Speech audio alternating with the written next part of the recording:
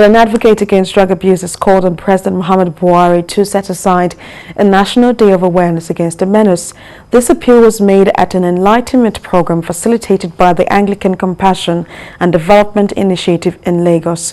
Olawa takes a look at the negative impact of drug abuse as he captures the program geared towards achieving a drug-free generation. Youth are the leaders of tomorrow is chanted all around, but that is deteriorating slowly as the number of drug users increase rapidly each year. Available statistics from the United Nations Office on Drugs and Crime show that about 14.5 million Nigerians are into drugs, with most of them within the age of 15 to 64 years and some of them younger. This alarming figure has remained a burning issue in the society, with the negative effect weighing from madness, brain damage, psychological issues to even death. A vast population of youth do not see a problem with this. This anti-drug abuse advocate reels out more striking statistics. As of 2020, alone, 275 million people abuse drugs as a result of the global pandemic called COVID-19. Over 36 million people are suffering from drug use disorder according to UNODC World Report as of 2021. 20.8 million Nigerians are marijuana smokers with estimated value of $15.3 billion spent yearly.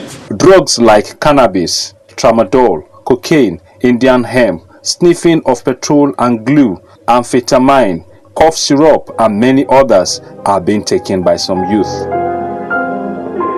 Our youth are bubbling with energy, so they are looking for platforms where those energy can be exerted, and if those energies are not given the right platform, they begin to shift to negative things. That is why we talk about insecurity, we talk about criminality, we talk about bandwidthing today, we talk about kidnapping. These are some of the societal ills that is staring at our face. Also, the UNODC mentions that 1 out of every 4 girls use drugs, while 3 out of 10 youth experience brain damage as a result of that. And 85% of mad people are between the age of 18 to 38 years, with its cause being drug abuse. We are calling on the President of the Federal Republic of Nigeria, President Muhammadu Buhari, who is a lover of the youth. We've saluted him for his concerted effort in fighting corruption. We're also calling on him to demonstrate that same energy in tackling drug abuse and addiction. For every $1 you spend in sensitization, you are saving the government $10. So it is very economical for we to toe the line of sensitization, because information that leads to transformation. So if we must make the needed change as far as drug abuse issue is concerned in Nigeria, there is a need for we to go on education. And I've called on him to declare a National Day of Sensitization against drug abuse. These concerned clergymen and Nigerians at this initiative created to fight drug abuse are worried about the menace.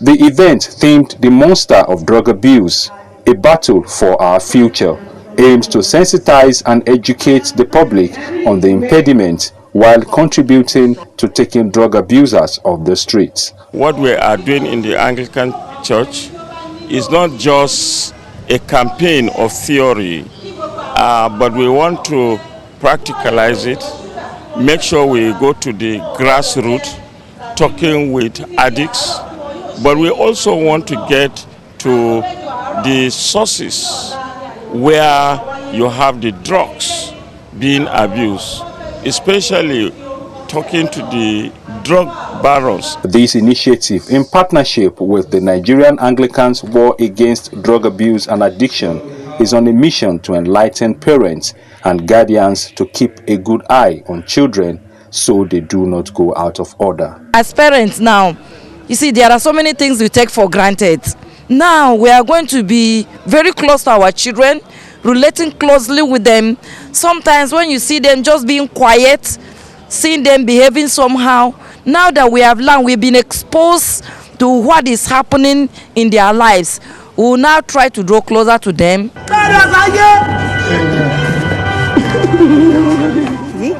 When a sizable percentage of the youth of a country is immersed in drug abuse and addiction, it is said that the future of such a society is threatened, and the need for all hands to be on deck to fight this menace cannot be overemphasized. Ola Awakon, TVC News, Lagos.